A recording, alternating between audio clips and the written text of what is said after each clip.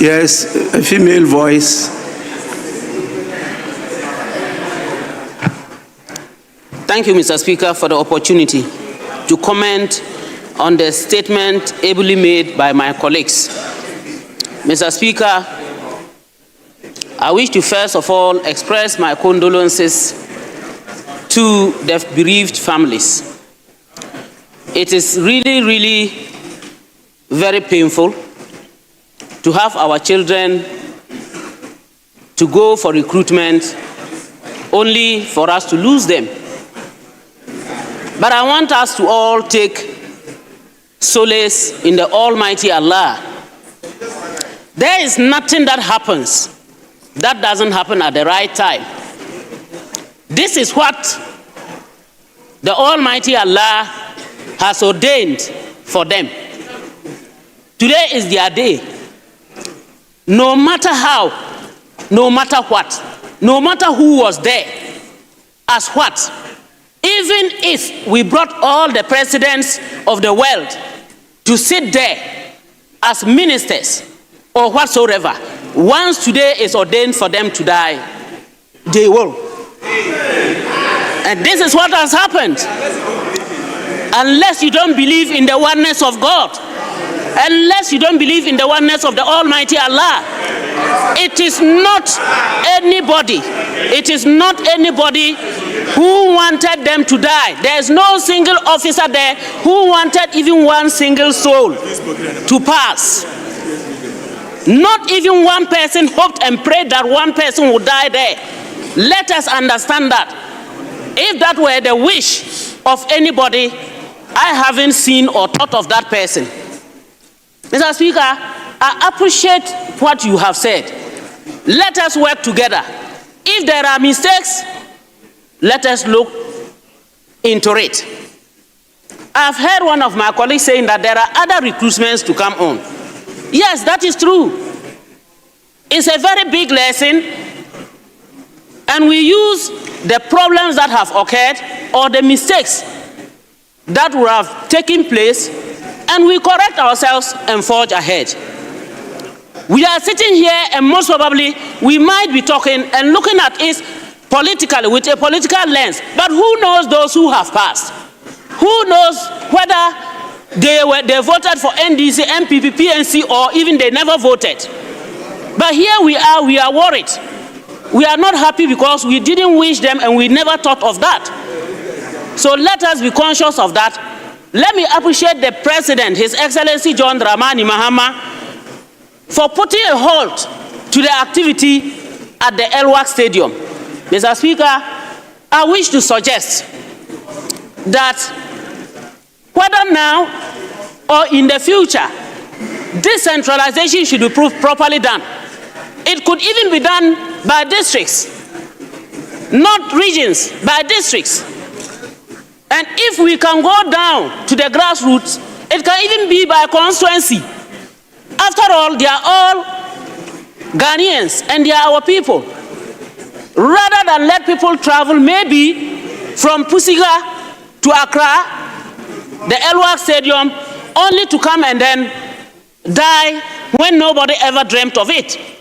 So, Mr. Speaker, I wish to call on all of us to stay united and then to talk and to note that we are a representative of everybody and not one particular person. And that when something like this happens, we should fight together, forge ahead, look at the best that will lead us on our way forward. I thank you very much, Mr. Speaker, for the opportunity. Who is senior? The two of you, who is senior? The two of you, who is senior? You are senior. Yeah, we'll come to you, don't worry. You want to yield to him?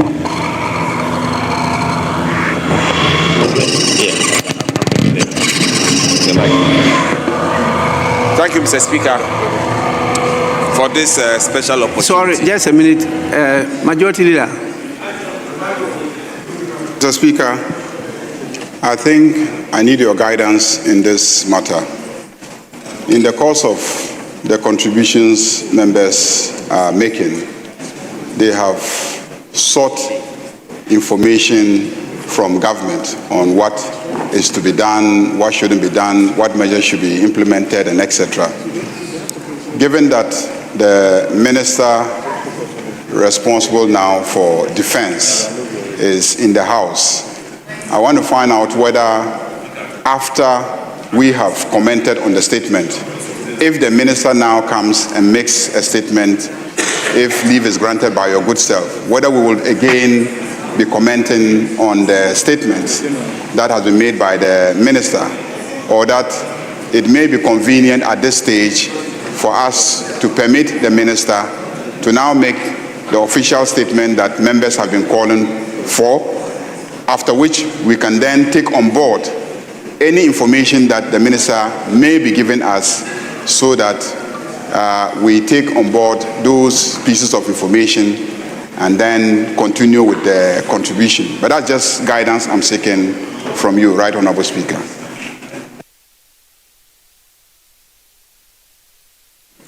Thank you, and I thank leadership. I'm treading a very fine line because I just left the place. And you know that the military is a very disciplined institution. And I would have wished and prayed that this didn't happen to the military. But unfortunately, we are where we are now. And so I'm treading cautiously.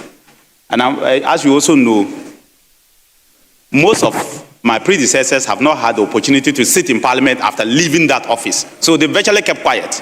So I have to always juggle between and mind how I carry myself because of the position that I held. So, Mr. Speaker, I say, and I still repeat, that I support the position that we should hold the whole process and review it. Two, I also think that the minister should come and brief us. And I'm happy he said he's briefing us on only this particular thing. But I said that if he briefed us on the three key things that happened, it would have helped us. Especially the report that just came. It will have helped the nation and all of us, because we are representing the people. Once they brief Parliament, we have briefed the nation. And thirdly, the other security agencies who also do recruitment. It's not just the military. They have also started advertising. And their numbers are even bigger than that of the military. And so we anticipate that the problems that we are seeing today, if the Minister for Defense and the Minister for the Interior do not sit to see how they can make sure that they reform the process, we may be getting worse situations, and we don't want that to be repeated. So I'll urge both ministers to look at how they will go about their intakes, Mr. Speaker, so that we don't get this repetition of issues any longer. And lastly, Mr. Speaker, this only tells us that we have a big problem in the country. Yes. A problem of unemployment. Big problem. And Mr. Speaker, the earlier the political class plus the leaders of this nation do something about it, the better for us. Because if young men all across the world, it's difficult to get people to serve in the military. People in US, people literally had to be begged to serve in many militaries. And today, young men and women are all rushing just because they want to serve in the military. I don't know whether it's for job purposes they are doing that, or it's just the love of serving in the military. That is happening. But I will lean towards the fact that people want to survive. People want a job. And Mr. Speaker, I can say that we have a big problem of unemployment. And these teeming youth who are outside, between the ages of 21 when they have completed school and 25, if we don't do something about them, Mr. Speaker, this nation called Ghana, we may regret one day. I don't know when, but I can say that it's easier, or it is better for the political class to think together. And I like the way you said we should work together. We should work together and find a solution to it immediately. Otherwise, Mr. Speaker, we may regret. I thank you, Mr. Speaker. I come before you today to inform the House of a tragic incident that occurred this morning at the El-Wak military sports facility during the ongoing recruitment exercise of the Ghana Armed Forces. Mr. Speaker, the Ghana Armed Forces announced recruitment and enlistment processes about a month ago. Mr. Speaker, the application process closed last Friday, 7th November 2025. All potential applicants were duly notified to appear at their chosen regional recruitment centers for documentation verification today. Right Honorable Speaker, and this was for them to go through body selection. Mr. Speaker, this year's recruitment exercise is being conducted simultaneously across all regions. Indeed, it was a system designed to decentralize the process, reduce congestion, ensure transparency and fairness, as well as to ensure accessibility nationwide. Unfortunately, despite these measures, a stampede occurred at the El-Wak facility in Accra. I regret to report that there were 34 persons who were direct casualties, some of whom are potential recruits, and others, Mr. Speaker, unfortunately, are not related to the enlistment at all. Mr. Speaker, out of these 34 casualties, 6 persons have been confirmed dead. Mr. Speaker, 5 are critical, and as we speak, they are the ICU. Right Honorable Speaker, 12 are fairly critical. Mr. Speaker, the rest are stable and under observation. Additionally, there's a reported case of 1 person hospitalized at the Kumasi Recruitment Center, though that incident is unrelated to the stampede in Accra. Mr. Speaker, in light of this development, the Ministry of Defense has halted the recruitment process in Accra until further notice. I wish to assure honorable members that in all other regions, the exercise is progressing smoothly and without incident. Right Honorable Speaker, the Ministry of Defense deeply mourns the loss of life and extend condolences to the affected families. We are working closely with the Ghana Armed Forces, medical teams, and law enforcement agencies to provide full support to the injured and to investigate the circumstances that led to this tragedy. So please, even though some measures have been taken, I will direct our committee to follow up on the process. And then also emphasize what others have said for us to expedite the process of appointing a substantive minister. It's not because the current minister acting is not capable, but we know the pressures on him. And so we need to have somebody who will come with full report and look at some of the issues you've raised.